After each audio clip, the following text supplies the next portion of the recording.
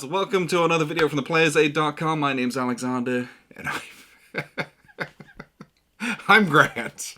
And I don't even know why I'm laughing, but I'm thinking about one dog going east and one dog going west. Sorry. one dog's going one way, the other dog's going the other way. You can't see the bunker, but there's a very cool painting from a very cool movie, Goodfellas. Yeah. That we say that all the time. Yes. It's a thing we say all the time. And it is like 48 by 30 behind the camera. It's freaking huge. And I love it. I love that you bought it. I love that you put it up because it makes me laugh every time I look at it. It makes me happy being down here. Yeah.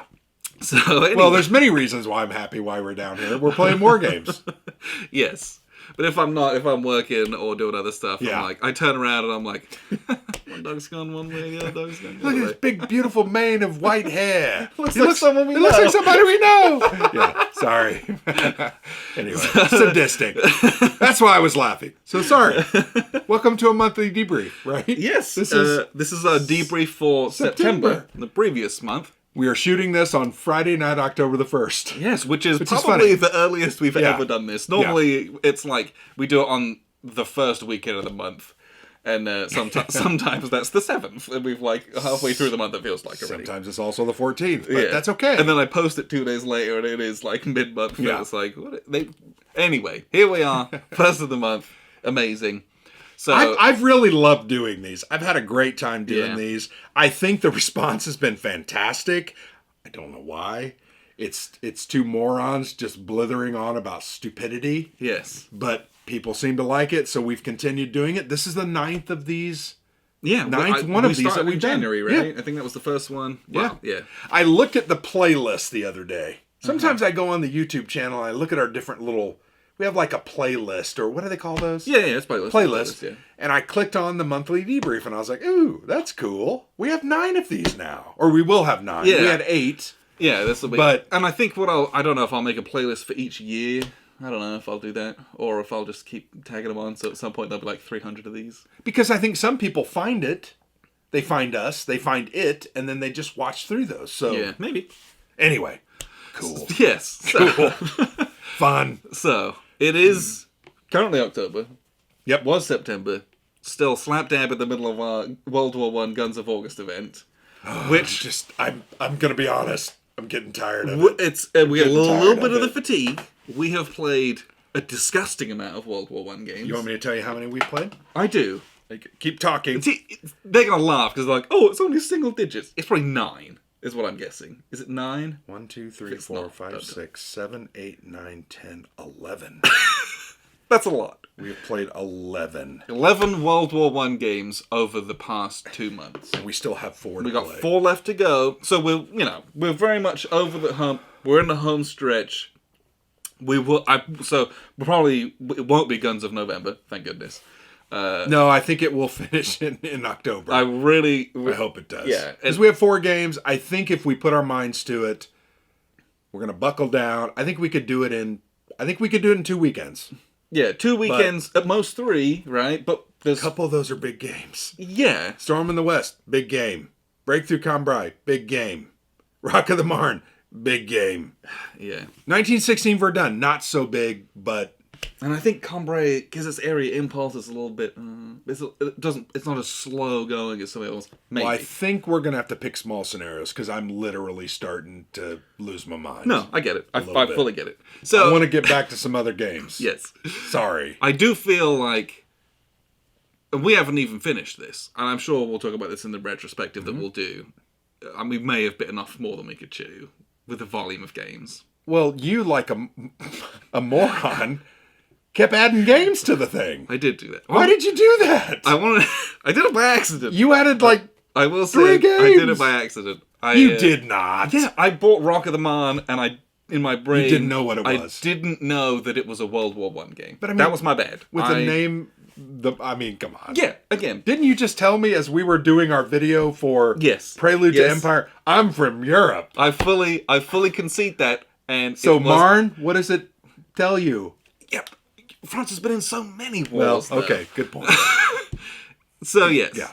that's the thing. So the games that we did play, however, we played a lot of games this month, which I felt like we did. we did. They weren't necessarily all war games. Some were games for fun. Yes. It's for fun. I feel like we played a lot of games for fun. A big part of that is Gen Con. And our brother-in-law moved back into town recently. And there was a holiday in September. A couple months, yeah. Right, Labor Day. We played like 3 games on Labor Day. Yeah. We had a blast. We had a good time. Yes. So, let's just start it. Let's get into it. Let's talk about the games that we played. So, to start with, let's talk about some of the for fun ones. Because we went to Gen Con, and we have just been... I've been in like a every game mood at the moment. Okay? Yeah. Get your Project Vril. Yes. So, yeah, Gen Con is once again, Gen Con is one of our conventions that we go to have a good time. Yeah, it's local. It is just down the road from us. It's about having a good time. Quite literally.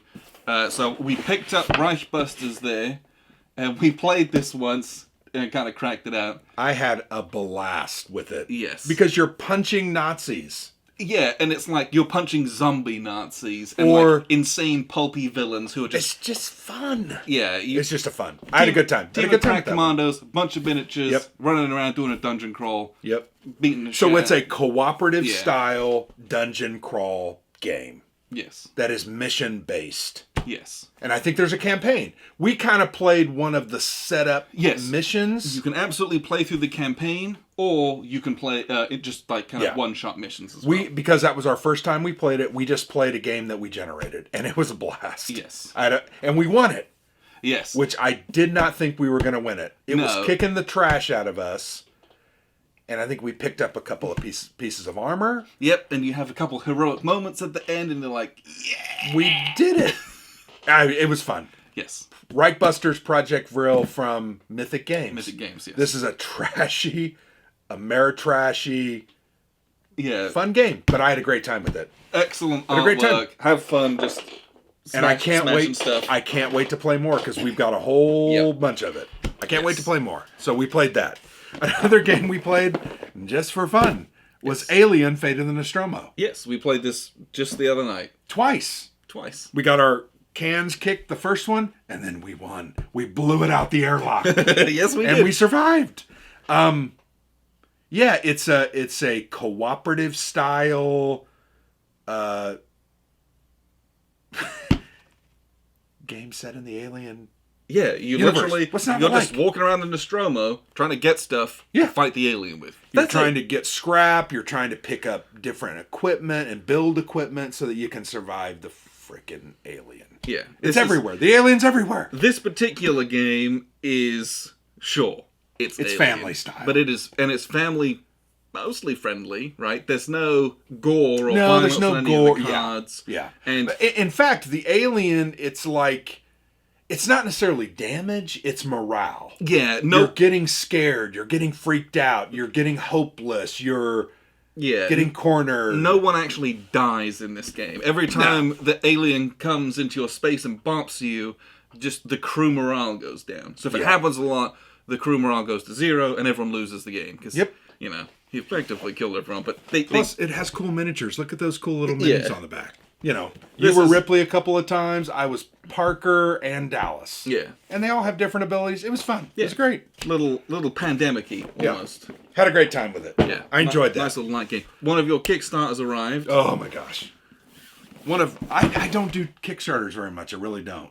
Neither do I. This is one that I did in the middle of the pandemic because I had nothing else going on. And I pressed buy and I thought, why am I doing this? But I wasn't disappointed. Ankh. Yeah, this just arrived. Like at the beginning of September, right? 2.5 weeks ago. Yep. And we played it like 4 days after it arrived, I feel. And it was fantastic. Yes. I had a great time. We played it with our brother-in-law. We played 3 players. There's a lot of cool things to it. It's area control. It's miniatures based. There's a lot of neat little things. And furthermore, if certain players don't get to a certain point in the game, they're kicked out of the game and those gods are forced to combine. Yeah, you join forces and the 2 bottom tier guys join forces into a team and have some extra powers. It's pretty cool. I like that one a lot. I thought it was neat. Now, I had a big enough lead that it didn't matter that you two combined. We got crushed in that. But it was cool. I think in many different instances, it's going to be very cool. Yeah, I want to play that with kind of 4 or 5 people. I do. That's gonna be real cool. Yeah. It's going to be very, very tight game. And it's from Coolman. I think it's CMON now. But it's that Blood Rage, Rising Sun trilogy, and it's the final one in that trilogy. I'm glad I got it because I didn't have any of those, and I've had a good time with it. I really have. Those are great. We played Dark Ages. We played that the same day. Again, we talked about that. You're gonna get sick of us talking about that because it's a fun game. I think we really like it, and I keep coming back to it because it's just cool. And it's interesting. We've had 2 winners because we've played 2 games. And we're starting to see that the person that's kind of up at the top of the map in a 3 or 4 player game may win more often because they're not bothered. Yeah, like any free-for-all Civ builder, if you're more isolated but have access to resources, you're almost always going to win because you don't have outside pressures and you just do your own thing, get your engine and economy going. Yep. Whereas other people are like, are starved for resources, maybe investing in fighting when this other person's not. So I really want to play those 4-player. Max out the players, because then it's going to have a bit more parity in it. And, you can play that 8-player, but I've argued this. I think that's just going to be a slog. Yeah. I still think it would be fun to do it. It would be cool once, but to say we did it. Yeah. But I think there's going to be a lot of downtime on that. Yeah, play it 4-player. I think it's going to be real nice. And we have friends that played it 8, and they tried to convince us. Oh no, and I'm like, yeah, you guys are smoking something because I think there's going to be a lot of downtime. We know games, and I think there's going to be a lot of downtime in that one. Yeah, but there's already a good chunk. We played it again, and it was fun. What else did we play for the month? So you played Soviet Dawn. Yep. I played this about 8 times. Which, whilst this is a Russian Civil War game, are we including it in our Guns of August event? Sure. You didn't play it. Do you want me to leave it with you and you play it? I did not play it. It's very easy. It's 1918 to 1921. 1918? It's the end of the Great War. Yeah. That was... So in the game, you are actually, there's a Great War status box. Yeah, so it's still going on. If you get out of the war, and you can accept, I think it's the Treaty of Brest-Litovsk. Yep. If you accept that, you get out of the war, and some things change. If you don't, some other things can happen. So it definitely is associated with World War I. So is Europe in turmoil. Yeah. So I'm happy. Let's count it. I'm happy to include it. I'm going to leave that with you. I've shot a video, a full review video. I think it was 30 or 40 minutes. I believe that is... I've already processed it and scheduled it. Okay. So that's coming in the future. Then I also did a playthrough. Yeah, then separately there'll be a full playthrough, which is just you going start to finish, right? Yeah, and these states... It was like an hour and a half, so I assumed that it was. It was, but I talk a lot. When I get into those things, I end up talking a lot, but it's that States of Siege game. It's from Worthington Games, and it's a part of their deluxification of these old States of Siege series games. And having played some of the old States of Siege, how does it compare from the deluxification standpoint? Love it. It's like night and day. Absolutely awesome. That's what I'm expecting it to be. It's a very cool game. It's fun. It's easy. It's simple. But there's a couple different ways to win. And you can try to do a military victory. It's going to take you a lot longer than doing a political victory. So there's a lot of cool things there. I like it. You can also add cards in to make it harder and lengthen the game. And that's cool as well. So, yeah, I liked it. Yeah, please play it. And we'll add it into our Guns of August event. Sounds good. It's Russian Civil War, but it has to do with the Great War. Yeah, sure. So, we also played the Great War, specifically the tank expansion, which we've had sat on a shelf for a long time. That's part of the reason why we're doing this World War I event. Like I like to call it, Commands and Colors Toys. Yes. Because it's so cool. They have little cool miniatures. They have little tanks. It's just so cool. Those tanks are far from little. They're massive. Like you have one tank, and they're just freaking huge. Scale-wise, I'm not sure it's to scale, but it's very cool. I believe it to scale? It's I think it is only because PSC is a scale model company. But the little dudes, I think, are 15 millimeter. Yeah. I don't think those tanks are 15 millimeter. Come on. Yeah, the Mark IV had a crew of like 13 people. Okay, maybe. Like, yeah, I think they are. And if anyone's watching from PSC, write a comment and let me know. But you know what? It was fun. It was a blast. I had a great time. I love the Commands and Colors series because it's very cool. It's very basic. Yeah. It's focused on those cards, so you know what? You don't draw the cards, you can't activate your left flank. It's Commands and Colors. You know what it is. Yeah. And this is just like more fun, big toys to play with. But man, those tanks were brutal. Yeah. They were very hard. They were very hard to hit, even other tanks. But man, once you started going after infantry, it was very cool. The tanks, cool. Tanks running down the infantry. Woo. Yeah, and I'm disappointed because I didn't think we had French tanks, but we did. Yeah, because I had put those in another box, and I'm disappointed. But we played a scenario that didn't have them, so it didn't matter. Yeah, we played British and German tanks, and it was good fun. The other World War I focused game that we played, Devil Dogs, Belleau 1918 from Worthington Publishing, designed by John Paniski, and we've played a lot of his games. They're amazing. This is one of his best ones, hands down. This was absolutely fantastic. This has just some of the coolest interplay with the mechanics. The cards are fantastic. Like, there are some games where you're like, man, the sequence of play is so important. And this is one of those. Yes. This one, and Silver Bayonet is another one where you're like, oh boy, the order in which this is done has a huge impact in the game. In other games, it's kind of like, oh, who's got initiative? Take a player turn. Do the end phase. This one, these little sub-steps of when you place your orders, when you do the initiative chip pulls, when you then choose which of the orders on your cards to play of the cards you've already played. Oh my gosh, I love it. And I really liked it also because the combat system, it's like totally diceless. Yep.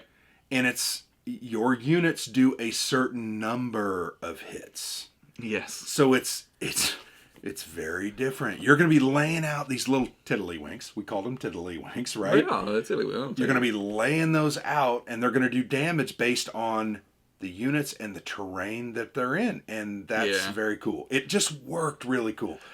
This was absolutely one of the best games I think we've played in that Guns of August. Yeah, I am frankly happy to agree with that statement. Yeah. If you have played this game and you know of a game that has a combat system that's very similar to this, I want to know. I want you to put that in the comments because I loved it and I would love to play other games that have it because there was such an interesting design choice that worked really well in this. Yep. And it was, I don't know, I just thought, yeah, it spoke to me in a way that other games maybe a bit more generic. It kind of blew my mind. It was very, very good. So I love big thumbs up. So Devil Dogs Belleau Wood, that was one other game. The only, I think that's all my games that we've played. The only other game we played, and we absolutely played this on the last day of September, September the 30th, and it was a cool event. You came to my house, which is very rare. Yes. Thank you for that sacrifice. I say that sarcastically. You also made chili. Thank you. Disgusting chili, but it was good. It was amazing chili. What are you talking about? Well, but it was... we ate so much of it. I don't understand. There was... Yeah. Anyway, there were side effects. So, Zermatt on Kickstarter currently. Yes. From Catastrophe Games. Wow. Yeah. I loved it. I loved it. Yeah, this is frankly, this was a big step up for Catastrophe Games. Yeah, we've played 2 or 3 of their other games. This was the best game by far that they had designed. I think it's their 4th one. A big 4 on the side. Yeah. I presume it's their 4th one. This is an excellent game. And it's excellent because of the player interaction and the concept and the thematic elements of the Afghanistan War in 2007. Yeah, this is an excellent game. Mm-hmm. Like, I don't know, if you stripped away the theme and just had the mechanics, you would have a very good abstract game. Agreed. So then but it was designed with the theme, in mind, sent front and center by a veteran. Yes. By someone who was deployed there and did fight that war and experienced was a lot an of advisor. firsthand. Yeah. And oh my gosh, it is just so. It's both tense, but also a little bit chaotic, a little bit light. Yeah, a little bit, because we joked. I was like, "Yeah, this is Carcassonne GWAT," and that's why I said it's light, because it's you put out all these tiles, and it's control of the tiles with your little units and these population tiles you're putting out. Oh. And my victory points might be I might have to control the poppy fields or the bridges or none of those things, or do the most attacks or do the most patrol. I mean, very light, but man, it worked. It worked. But it's it just oh my gosh, this has, for a game that is as approachable as it is, and literally anyone could play this. Absolutely. Not complicated rules. 45-minute game. None of these mechanics are wargame mechanics. It's all like... But it's a war game. Yes. Absolutely, but none of these are traditional wargame mechanics. It's an area control, dudes on a map, little hidden chip pulley type things. Your action selection. Yep. Fantastic. On your tablet. Yeah, fantastic. And you're the best part is you're drawing these little dudes out of your bag, and they all look the same on the board. It's so cool. Like, I put mine out, you're putting yours out, and you're like... And you're not allowed to look at what you've put after you've put them, so you're like, I have no idea what I put there. I don't remember. Anyway, Ooh, great game. This is on Kickstarter right now. And it has, like... a month left. He went that route. He did a 50-day campaign. Yeah, I'm going to give a 50-day. That started like a week ago. So. But it's already funded. Yep. I hope that our preview video helps. Yeah, I want to push more people towards this, because I think this is like Undaunted Normandy levels of good. Yeah. Like, that is one of those, like, it's very introductory wargame friendly. This is also well within that kind of a niche. Well, and it's a $65 game. Yeah. Why? Because it has great components, and it's also made in the United States. Yep. Printed in the United States. Printed by... I'm not sure. I don't know. But it feels... Yeah, anyway, I won't say that. Great game. Yes. Sorry, I'll stop. We played that, big win. So, that was all the games that we played this month. Mm-hmm. Now, it is October 1st. And we did play 2 war games today. So we're off to a good start. Yeah, I don't know if you can see. I don't know if you can see what I got on the board. But yeah, we played a couple of games today, which was nice. So we're off to a good start already. They were both part of our World War Guns of August. I don't think you can see it. But... Well. Yeah. But the rest of the month, I know tomorrow we are loosely might play Oath.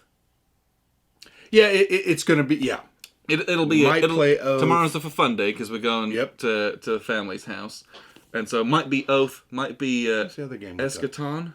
Yeah, which is a game we purchased at Gen Con. Yeah, I forget who makes it, but yeah, so might be that, might be Dark Ages again. Who knows?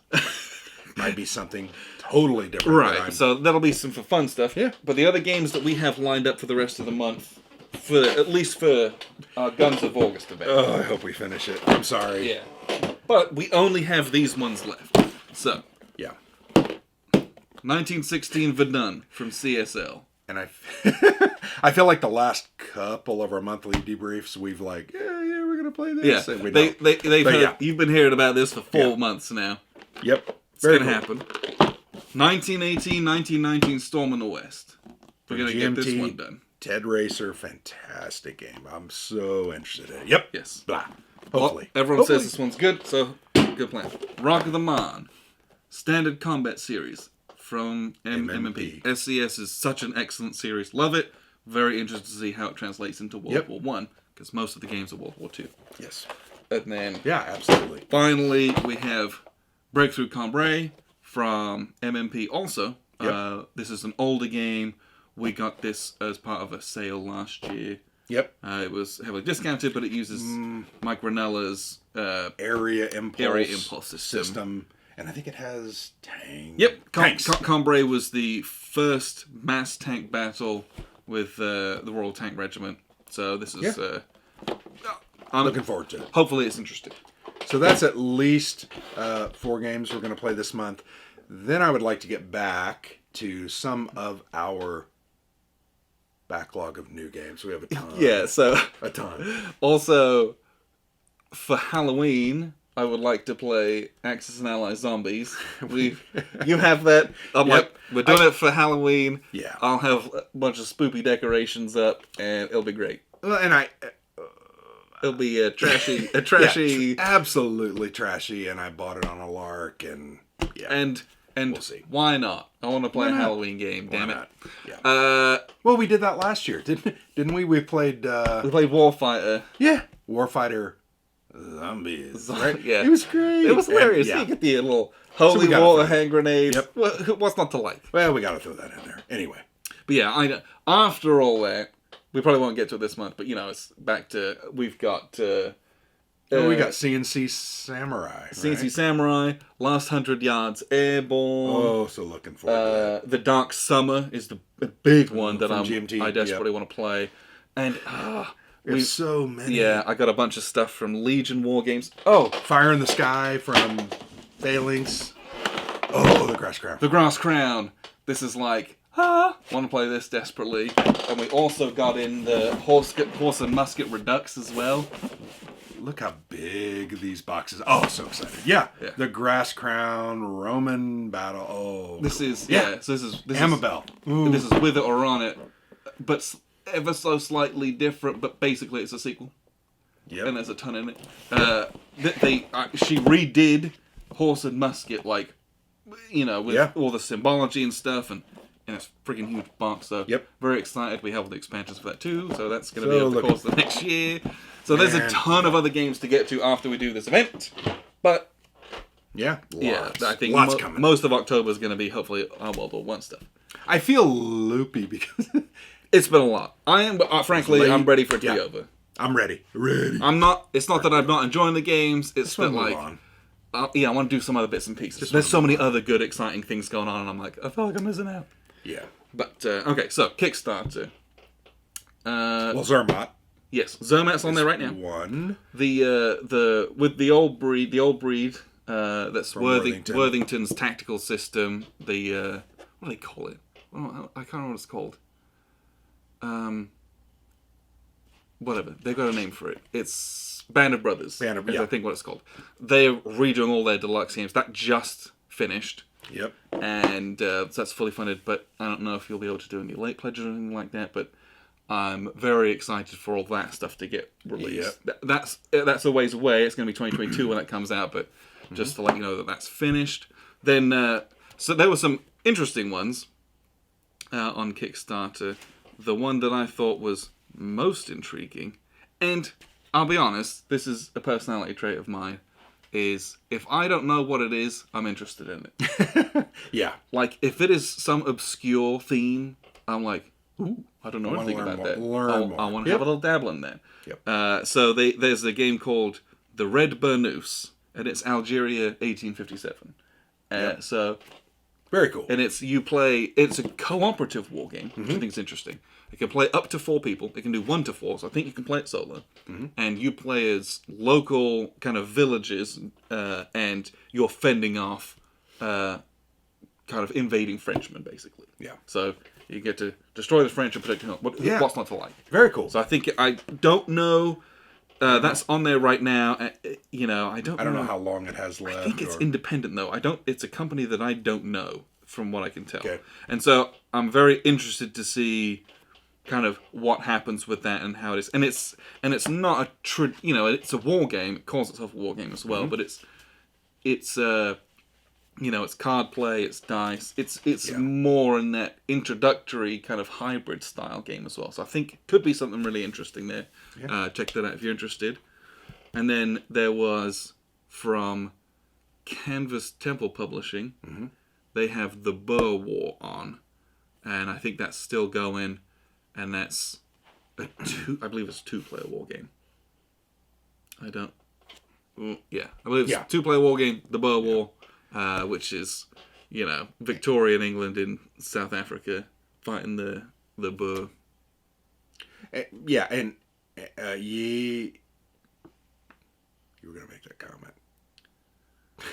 Canvas Temple Publishing has done a lot of games. They've done a couple of games from designer Ty Bamba. Yes. Who hasn't done a couple of games from Ty Bamba? That's the one we were right to do. Yeah. They so there's actually, I was surprised. There's a few war games out there, and I don't know. I like these smaller, independent or smaller companies like Catastrophe.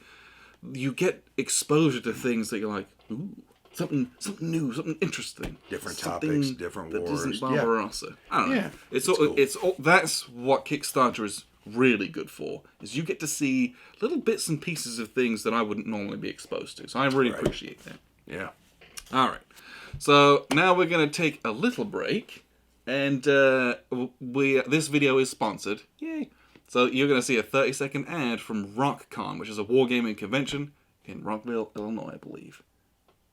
RockCon is back the weekend of October 22nd to the 24th in Rockford, Illinois.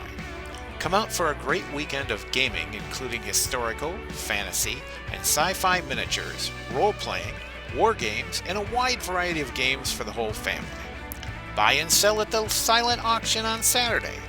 Vendors from around the region will be available for your shopping pleasure. Don't miss out on all the fun. Visit rock-con.com for details.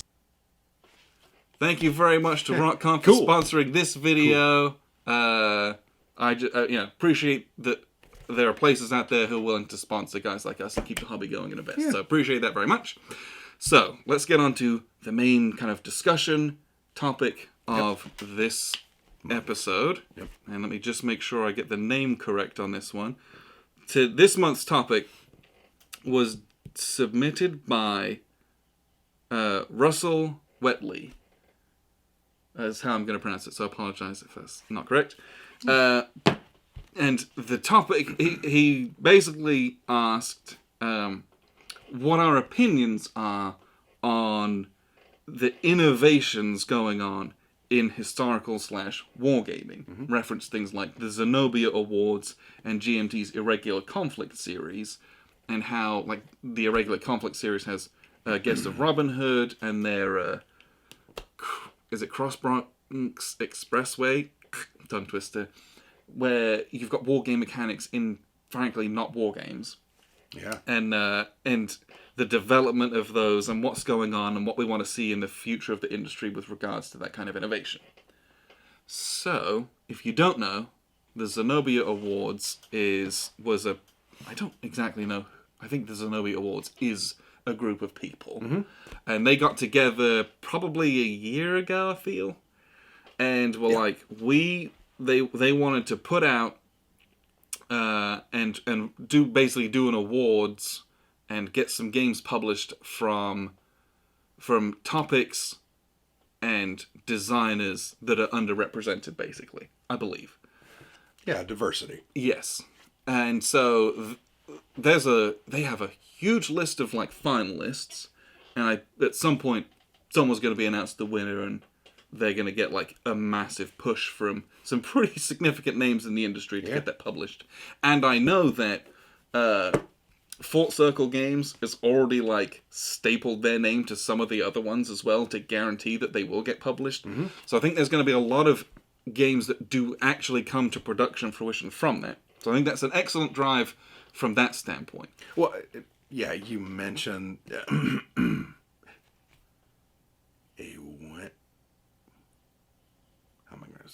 a winner, right? But we're all everyone. Yes. We're gonna win. Yes, I believe they're gonna choose, and there'll be like a little prize. Yeah, and then like I believe like Harold Buchanan's involved and Volko's involved, like Chris Bennett, significant people who are like, yeah, we're gonna get these games published. So great, that person's gonna win an award, and we all win. Yeah. We all get to play a bunch of these games are going to come out. And over the course of the next year and a half, I think games. we're going to get some very, very cool bits and pieces from that. Yep. With regards to the GMT Irregular Conflict series, I think partly that was done out of a choice to keep the coin series more focused on, counterinsurgency and wargames. Mm-hmm. And then the Irregular Conflict series is using those mechanics in other areas. Just so that people aren't that way, this Irregular Conflict series can then maybe appeal to a wider audience who are a little bit scared off by liberty or death, for example. Right. But I think those types of games, where it's not just his hex encounters with a bunch of CRTs and DRMs, that can seem, on the surface, a little bit dry to outsiders from wargames, right?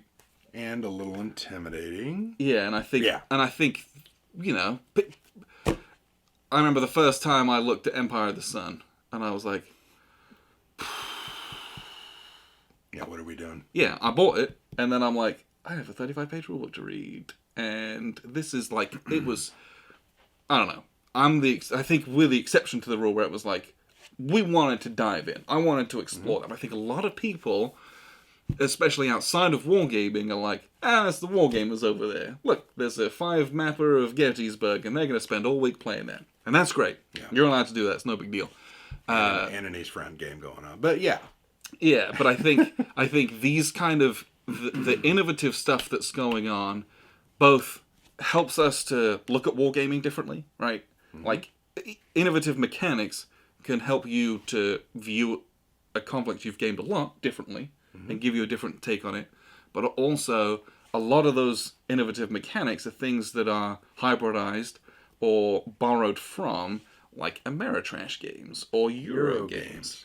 Something like Zermatt, which we talked about earlier, cannibalizes all of the mechanics that I enjoy from all of my Euro games and Ameritrash games, and it puts it into a more serious context. And then there's all these designer notes and a little bit of history in the back of the rulebook. And doing things like that really is a way to, put games that are much more accessible, even if that's just on the surface level, into more people's hands. Because the accessibility of a game from a mechanical standpoint is only limited by what you want to put into it. And I think a lot of people think that wargames require a significant amount of input. And I believe that games like Undaunted Normandy, for example, really, they both actually reduce that barrier of entry, but also from an optical standpoint do that. Which I think that mental hurdle is almost more important. If a game seems like it's going to be fairly easy to learn, people are going to be much more amenable to make that purchase and pull that trigger. Yep. As opposed to, you might look at a game, and you're not supposed to judge a book by its cover, but they have covers for a reason, and we all do. Yeah. If I look at a game, and a game looks like it's going to be pretty dry and complex, it's much easier for me to say no to that. Yeah. And I'm an experienced wargamer. I've played a good chunk of wargames over my life. And if I'm someone who's never played a wargame, and I see something that's like 5 maps and 1,000 counters, it's very easy for me to be like, oh no, I'm never going to touch that. Even though there's a bunch of learning scenarios in there. There's a bunch of 1-mappers in there. Yeah. And maybe the rules you can learn incrementally. But the optics of those is enough to scare a lot of people away. And frankly, I'm a person where I want more wargamers. The more people that join this hobby, the more games there will be, the better it will be for all of us. So I think that's kind of where I'm at with that. Well, you heard me say diversity. I know that's a buzzword we use a lot in our world, from work and employment to schools and everything else. But, diversity is what makes our country great. And therefore, I think our hobby as well. Yep. Different perspectives, different cultural backgrounds, different understandings, even different focuses. I've told you this many times. My mother is a Southern belle. She's passed now, but she grew up in South Carolina. She had a very different perspective on the Civil War. Right. My father was a Yankee. And those different perspectives formed me, and I had to form my own opinion because I had two parents that were saying kind of different things. And I think looking at everyone and their view of the world and different, I think is one of the reasons why a thing like Zenobia and those Zenobia Awards and the process of designing these games focused on different historical events that I don't know about. Yes. You know, even the new, the new Coin Light series, the irregular conflict series, yeah. You know, the Vijayanagara, and that's a game about Indian history, and it's very cool. It's very deep. It has a lot of elements to it that I want to learn about. So once again, that diversity I think is very key, and I'm excited to see that. Yeah. I think a lot of us, as a homogenous group of mainly older men, we need to really understand that in order to keep the hobby going, we've got to get new people in. Yes. We've got to generate new young people and really focus on that. And I think the trend of those hybridized war games, one that I can think of that I have really enjoyed is Time of Crisis. Yes. From GMT Games. Yeah. The reason I love that is it is a historical game. Yep. Right? It is about the 3rd century crisis in Rome. And, so you're fighting wars, you're fighting barbarians, you're fighting each other, and you're deck building. I mean... Yeah, all of that in a deck builder. Yeah. Right? I learned deck building from playing Dominion. We have played Dominion thousands of times. Yeah. We've played...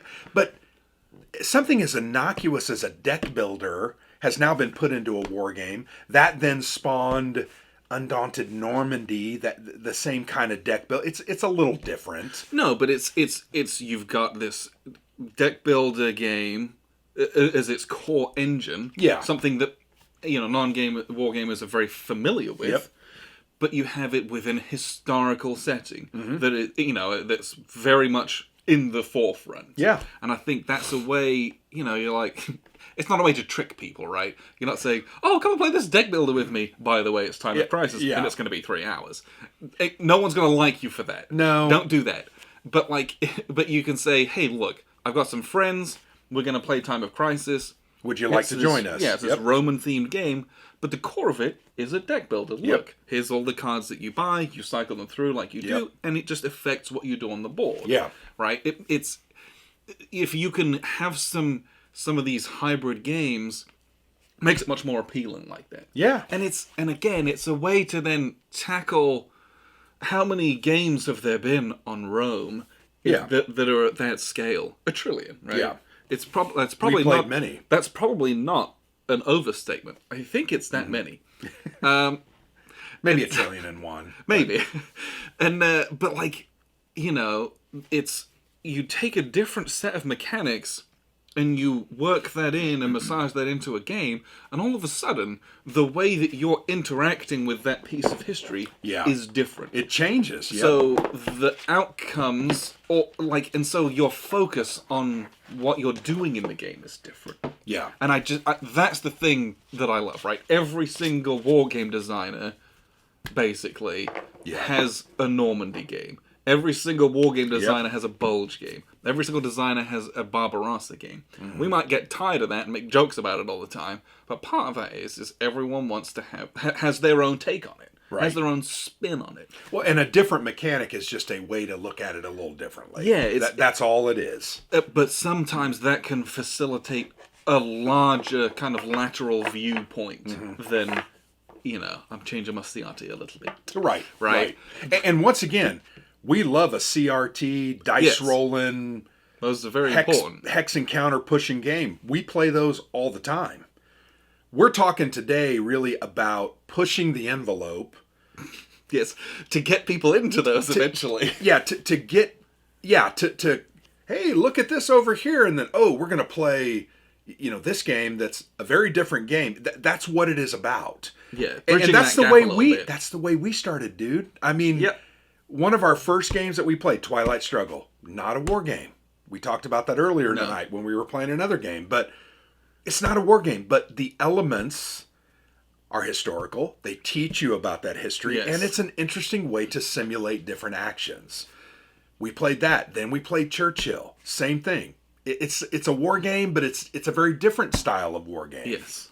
Man, I love that. And I've told you this over and over and over again. I sat there looking at you going, what are we playing? What have you purchased? And I think part of it was the rules were so different. Yes. And I hadn't read them fully, and you hadn't read them, and we were trying to learn it. But ultimately, when we found something we liked in that game, we're like, ooh, that was really cool. So what do we do next? What are other games like this? Yeah. And then we just spread out. So these new games, we talked about Time of Crisis. The other one, Zermatt, I brought these tiles out. We talked about it earlier in the video. Yep. But this is a way to, and we talked about this as we reviewed this game, there are a lot of these tiles, you don't use them all every game. So every game's going to be different. Every game's going to have a different landscape because you put these out, but it teaches you the principles of how am I going to control my area? How am I going to move my troops? How am I going to ensure that they can get where they need to get? So that all ties back to supply and zones of control. I mean, all of that stuff ties together. Yeah. You're simply teaching it. This is the first stepping stone into the wider There's world. no hexes on this, but that's okay. There are a bunch of these, and it creates a similarity to Hex Encounter that will translate. And once you get people interested in this kind of stuff, you can then move them to the next level. So I think if we don't do this as designers and wargame reviewers and players, we're going to be playing these when we're 70 and no one else is going to be interested. Yeah. And the other aspect of that is that then you can take a set of mechanics like this, and I would be interested to see if you can apply those to other situations, right? And so, I don't know any offhand, but like, how can, like, because my experience with that game was so good. I really, really enjoyed what it was trying to do. Yeah. But I'm like, how can I put that into maybe something that's not that, Right. but has maybe similar concepts? You start a little series of games to give me a different perspective on a conflict that I may had some different conceptions about. Yeah. And I think that is also another valuable tool, is for us to look at things in a different way, maybe, or to explore, maybe not in a different way, but like to explore a different aspect of a conflict we might know a lot about. Yeah. Like, it's easy to get involved in, you play an East Front game and you're like, it's about having me tanks and my supply lines and things like that, right? And maintaining an integrity of the line so that I don't get jacked up. But maybe, with all these other different conflict series and different mechanics that are being used, you can look at something else. I don't know what that is, I'm not that smart.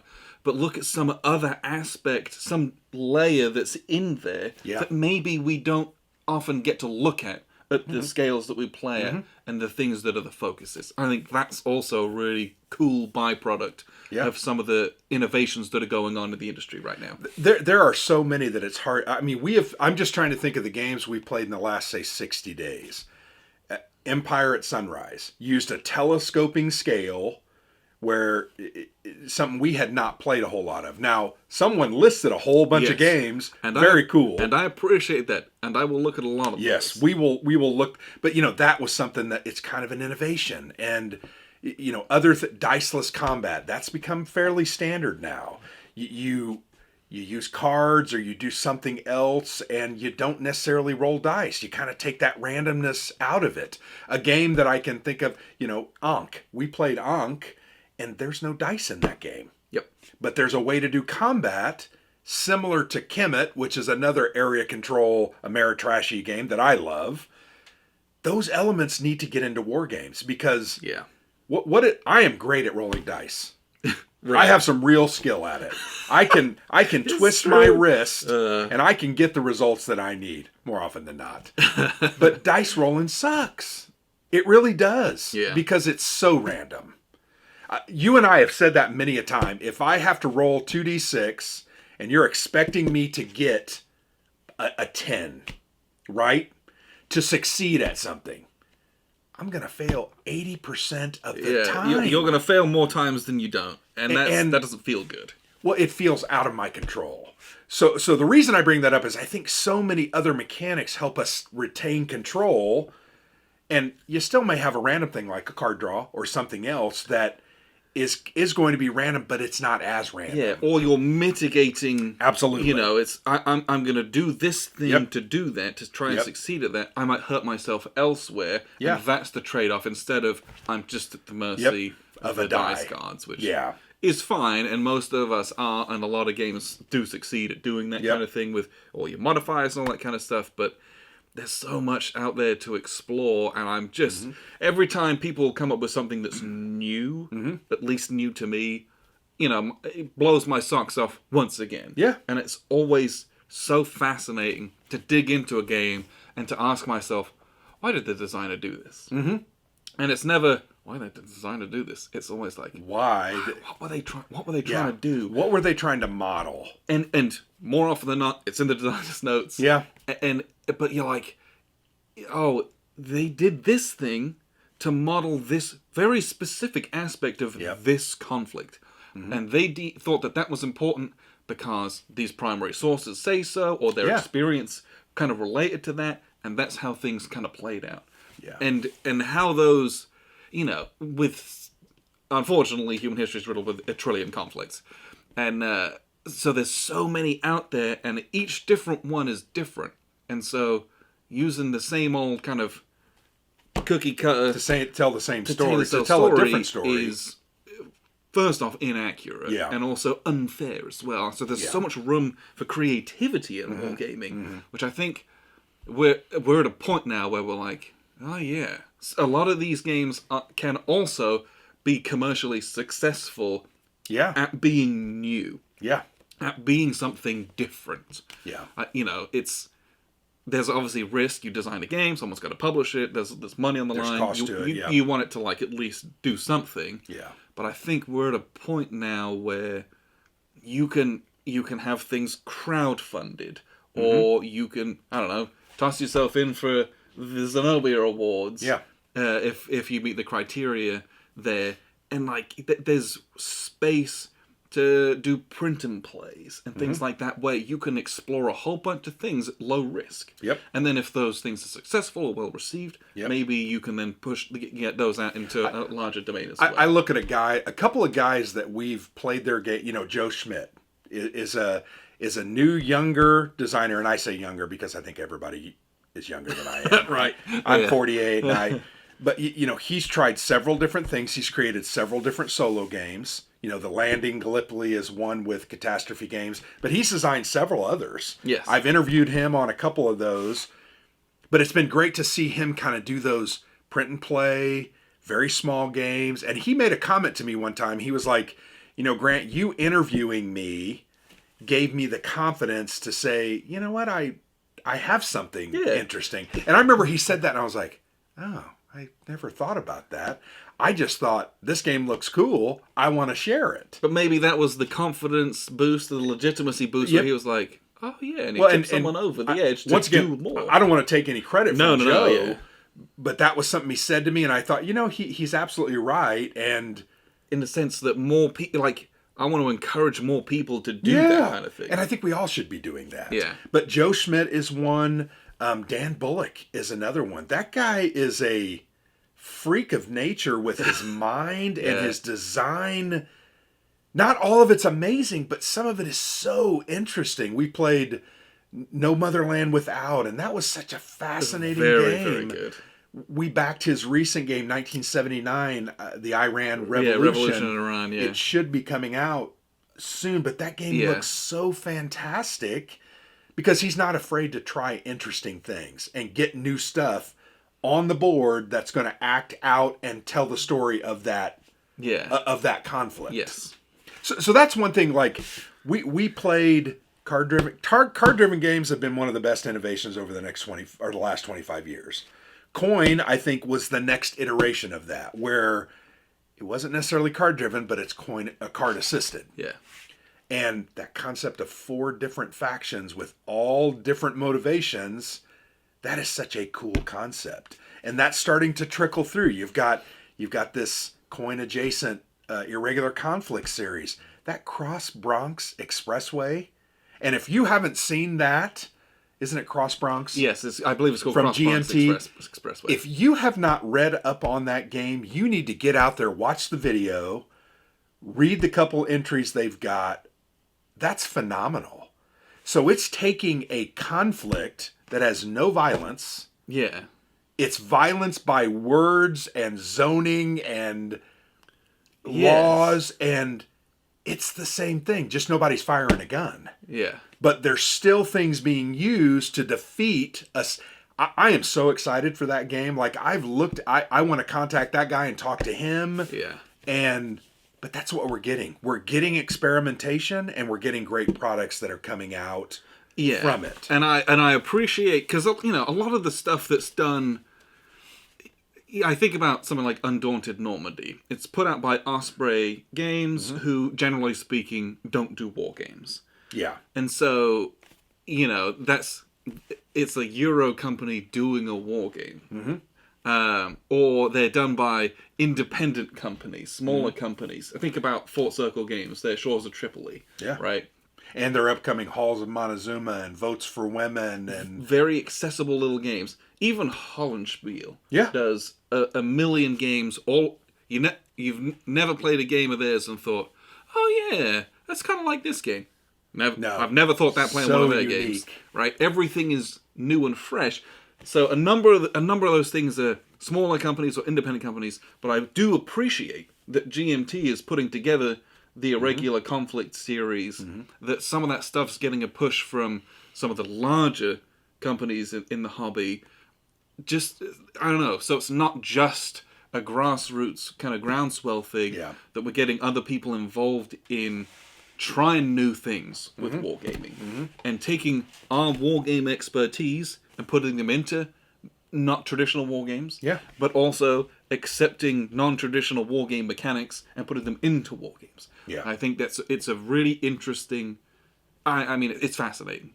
I'm so curious to see the games that come out. And I will say this: innovation has always been present in wargames. Yeah, we have played some old classics. I'm trying to think of one that I really enjoyed: Fortress Europa from Compass Games. Yeah, we played that Designer Signature Edition 2 years ago, give or take. 2018? 2019 maybe. That's a classic Hex Encounter war game. Yeah, that was like originally like an Avalon Hill one or something like that. But I'm telling you, there's some real innovations in that. From the way you assign air power to different missions, and where air power cancels out other air power. Trying to think some of the other really cool things they had in there. Hidden units, secret unit deployment, any supply sources changing. Yeah. You know, you build one here and then you got to build one there and you got to feed up. I mean, that took a common principle, supply, unit deployment, and said, you know what, I'm going to try something different. Yeah. Air power typically, when you think of a war game, air power is what? You put a token out and it gives you a +1 DRM. Yep. Or I bomb you and I roll a d6, and if I roll a 5, I hit you and you take a reduction. But in that game, they completely threw that out the window. It offers no DRMs unless you win the air battle. Yeah, you have to like do all of these aerial missions and battles and cool stuff, and it's really neat. But once again, the reason I bring that up is that's a classic war game. Yeah. Designed 25 years ago, 30 years ago. It had innovation in it. Yes. And there's a lot of that spread throughout war games. We have played some fantastic war games that always have some interesting elements. Not everything's just a straight CRT and movement. You move this and you fire. I mean, there's always innovation in every game. I have appreciated the fact that it's actually increased. Yeah, I think that kind of development we're seeing exponential growth. I agree. Right? People are more willing to try, like you said, crowdfunding and those. It's like, yeah, I can throw something together. If it fails, it fails. You can, yeah. Well, and with things like Tabletop Simulator and Discord servers, you can harangue people to play digital versions. Yep. the only investment in that is time. Yep. You sign up and it's time. There's nothing that's like, oh, I haven't spent $1,000 getting like 5 prototypes made that I've got to send out to people. Yep. Hopefully they all get there. Hopefully they all actually play them. Hopefully they send me feedback in the snail mail. Yeah. You don't have to do that anymore. And I think technology is where we are helps that, right? Yeah. Word of mouth through social media is very powerful. Yep. I can just go onto a website and I can say, hey man, I need some playtesters for my game. And you get 10 people. Yep. And then you do it all by on Vassal. Years ago, on you had to. 25 years ago, you'd have to go to a con. And take 5 prototypes with you. And I don't know. And I look at a guy like, so we talked about Dan Bullock. We talked about Joe Schmidt. Brian Train. Brian Train is a guy that's been around for a long, long time. Those games that he's come out with Hollandspiel, DC Maracas and DC Kandahar and is it Ben Den? Yeah, yes. There's like 3 or 4 of them. Yeah. We tried to play that one, and we just have not been able to go back to it. That stuff has some real innovation in it. Yeah, that's some heavy stuff there. From the way insurgents spawn and come onto the map and the hidden... I mean, that's a guy that's been doing this for 30 years. Yeah, and he's not just rehashing stuff. No! It's new stuff. And He teamed with David Turksey on that Knights of Fire, which was the follow-up to Days of Ire. I've got both those. I've played both of them. I need to get you to play Days of Ire. Yeah, I've not played that one. But he teamed up with a Euro guy, and they made a game that is fantastic, and it tells a great story. David Thompson's another guy that I've been impressed as heck with David. He's made some fantastic games. He makes some Euro games that I don't care about. War Chest is not a game that I'm drawn to, but it's a war game. I mean, it has tactical combat and those elements, but he's gone out. He's made Pavlov's House, fantastic game. Castle Litter, fantastic. Soldiers in Postmen's Uniforms, and then his upcoming one, the Battle of Lanzerth Ridge during the Battle of the Bulge. These games are fantastic, and they're not typical war games. Yeah, they're not your traditional games. Yeah, I don't know. I think that there is so much out there that is happening right now. Yeah. Even the ones that are on Kickstarter right now, that Algerian war game. Yeah, it looks fantastic. Non-traditional war game mechanics in it. Yep. It is a cooperative war game. Yeah. You ever played a cooperative war game before? Not many. I think Warfighter, and that's it. Yeah, Warfighter, we played cooperatively together. That's pretty much it. And people might balk at that being a war game. Right. I don't know. I just think there's so much out there that's going on right now. Mm-hmm. And I think that speaks to the state of what we're in. Because we still have the more traditional hex and counter games coming out. And they'll always be there. And they're amazing. Yep. We're still getting all the stuff that we love. Yeah. Right? I'm trying to think of... Like a disgusting amount. Like The Dark Summer. That came out this year. And it's sitting right... I'm so excited about it. And it is a chip hex and counter game. Yep. I know the rules for that because I've played The Dark Sands. Yep. I've played The Dark Valley. I know exactly what I'm getting myself into, right? Yeah. There's going to be different bits and pieces of Chrome in there because of what it is. But, I know what that game is. Yep. And I'm very excited to enjoy that game and consume it. But so we still have all that greatness, but then you got a company like CSL, right, who they're making a lot of hex and counter war games. Yeah. But they'll toss in things that a huge curveball. Yeah. Like we played the 1950, The Forgotten War, that Korean war game. Yeah. And had some of the coolest mechanics for combat that I've ever seen. So cool. Yeah. And you never know what the outcome is going to be. Yeah. You can mitigate it, but it's no dice. It's so fantastic. Yeah. There's always Yep. things that are going on, and I think the cutting edge isn't as far away as you might think that it is. And the cutting edge can be brought right back to what feels good and your safe space and make a great game too. Yes. Like I talked about, Fortress Europa. Man, that game was awesome. Yeah. The other thing I've been excited about is the many companies that are making really truly Euro games that have a historical flavor. That 300 game we played, Earth and Water. That's not a war game traditionally. Yeah. But I'm telling you what, that was a great game. It was. I enjoyed the heck out of that. It was fast. It was simple. We played that game from Shakos, Saladin. Oh, yeah. that is a cool game. Maurice Suckling has done some very interesting games, from Freeman's Farm to his recent one, Chancellorsville. There's guys that are making games that you would not think are war games. If you took the historical thing off of it and looked at it, you're like, that's not a war game. That's a Euro game. Yeah, you wouldn't recognize it as such from what it is. But you throw the historical flavor on it, and all of a sudden you're like, that's a cool war game. Yeah. I love it. I love that there's continuing to be made Hex Encounter war games. You see them churned out all the time. Yeah. And we'll still play those. I think we'll always play those. We did talk the other day. We were playing this Zermatt. And what was the comment? I said, I'd rather... And this is not meant as an insult at all. There are times I'd rather play a game like that because it's 45 minutes. Yeah. I learned something. I had a good time. We had great interaction. Yes. And I saw a conflict in a different light. And guess what? I can turn it around and play it again and again and again. And that Hex Encounter war game, I'm still going to be playing it. Yep. And those are great. What's the last biggest war game that we've played? Hex Encounter. I feel like, our World War I stuff. Yes. Today we played Assault Artillery. That's a war game. Yes. We could have played that thing for 40 hours. Yes. Technically, you can play it for 40 hours. We picked a scenario and we played about 3 hours.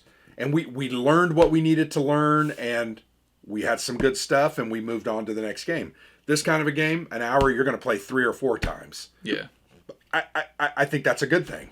Yeah, and it's like not everyone's got the time for the long games. Yeah. So you make a small game, which by definition you have to kind of adapt the mechanics to something else, and you're going to put that in a lot of different people's pockets who weren't going to invest in your big Hex Encounter war game. Right. Now, you get them interested in this. Yep. Ooh, I'm interested in this type of conflict. Yep. Maybe I'm interested in Afghanistan specifically.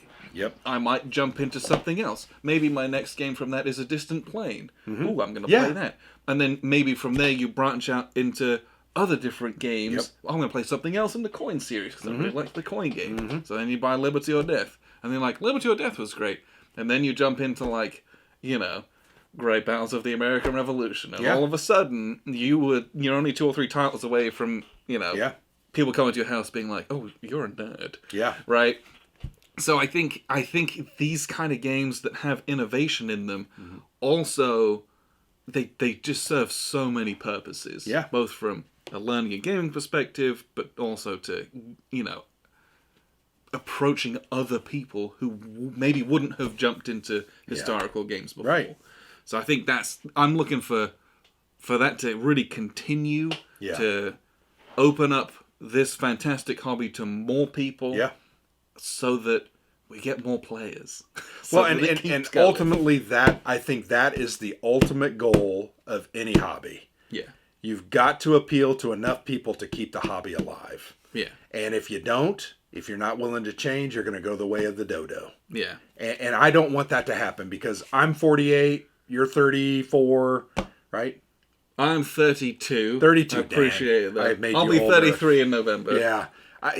We've got 25, 30 years left to play, and I hope there's people around that we can play with. Yeah. That's something I worry about. But because of what's going on, I don't worry I don't. You're right. I know that there's a ton of people who are discovering the hobby, because we've been playing war games for not that long. Yeah. In comparison to a lot of other people out there. Yeah.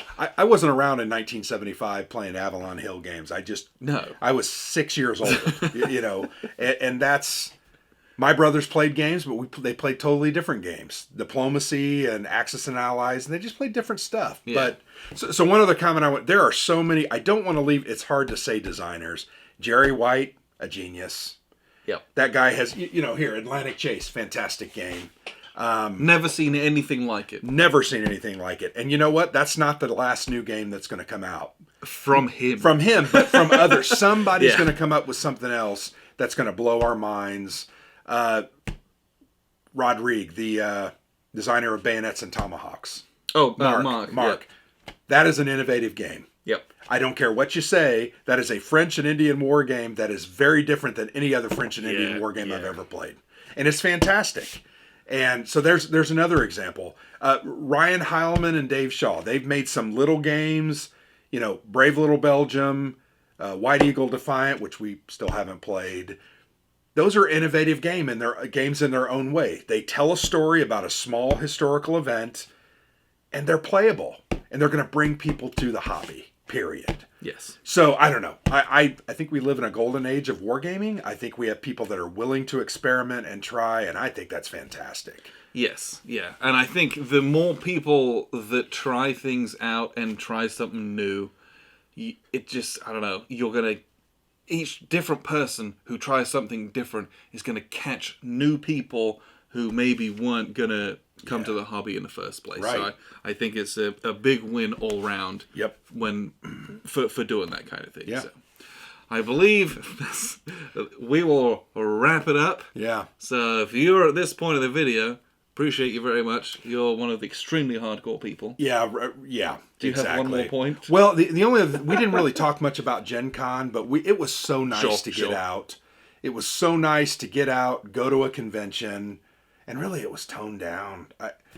I bet there was not even 40,000 people that attended over the 4 days. I don't know. We only went the 1 day. They'll publish statistics, which will be very interesting to see those at some point. But yeah, like when we were there, I doubt there was 10,000 people there. Yeah, it was, and it was nice because it was not as crowded. We had masks on. You had to be careful.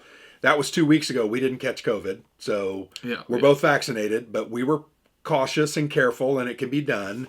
So it was a great time. It was great to get back out. Now, Origins is going on as we speak. Yeah, right now. And I'm seeing people on Twitter, and I'm regretting having not gone. And we decided, we made the decision, we were only going to do Gen Con because of what's going on. Yeah. We also, Origins is different. It's smaller anyway, and we thought it was going to be even smaller. And might not have been as interesting. It's not an insignificant drive as well. Yeah, it's a 3 hour and 10-minute drive for us. Yeah, whereas Gen Con's a 10-minute drive from your house. 20-minute drive, yeah. But it was good to get out. I was so glad to go. I can't wait till next year when we can try to hit WBC and do Gen Con and do Origins. I'm really, because that's the one thing that I will say is that WBC is my favorite convention. Oh, it's so good because it's a wargaming convention. Let's be honest, and we've not gone to 2 of them now because it was cancelled in 2020. Well, we went to 2 of them, 2017 and 2018. And 2019. Okay, so we've gone to 3. Yeah, but the last 2 have been the canceled. last 2 years, one was cancelled. Yeah. They had one. I think they had one this year. No, they got canceled. Okay, they cancelled it very late then. I think. Yeah. But man, WBC is the best because it's so chill. Yeah. But everyone's playing war games. So, we sit down, play coin games, play the big multiplayer war games, and it is such an enjoyable experience to come a game with, you guys. Mm-hmm. It's so fun. That, charges my batteries playing all those things. And so I'm, super hoping that it is held, but, they do it reasonably, but, man... WC is the bomb. Yeah, it's awesome. I want to play some more multiplayer war games again. Get those 4-player coins going. Yeah. Feels good. But anyway, it was just good to get out. Good to see some people that we knew. Good to hang out. And, we had a good time. Yes. So we have a good time with war games. I enjoy board games as well. And I don't know. I just like to play games. It's fun. Yeah. It's a good time. And we appreciate everything you guys do for us. Patreon is a way that a lot of our fans, I hate that word because they can follow along, they can have input. Like tonight, we decided on this topic from one of our patrons or patrons, right? Yeah. So if you want to suggest topics for future debriefs, I post a thing every month on our Patreon. If you're a $5 member or above, you can suggest them, and from there we pick the topics. Yeah. And it's a way to support the channel. Helps us with getting our camera equipment going and keeps us fed and watered. Yeah. Well, and there's games that we can't get review copies of that we have to buy in order to play those. Yes. And the reality is we're working stiffs that have families and but $5 a month gets you the ability to offer that kind of input and And we've talked about other things to do. Well, And it also gets you access to our Slack channel as well, yeah. which is like it's almost like a Discord server, but it's its own little separate app that you can have on your phone. I'm on there all the time, and we have a really, really good community of people, and there's some other designers on there as well, and it's just chat about war games, chat about regular games, chat about anything you want, chat about video games. It's just a way to like connect with other war gamers, and it is an incredibly cosmopolitan group that we have on there. Yeah. People from all over the world. So I apologise to all the people in Australia on there, because they're probably getting a bunch of notifications in the middle of the night. So sorry about that. But, you know, there's benefits to that. We appreciate everyone's support. It means a lot. It means a huge amount to us. Absolutely. And keeps us going here. So thanks very much for tuning into our debrief. I've been Alexander. And I'm Grant.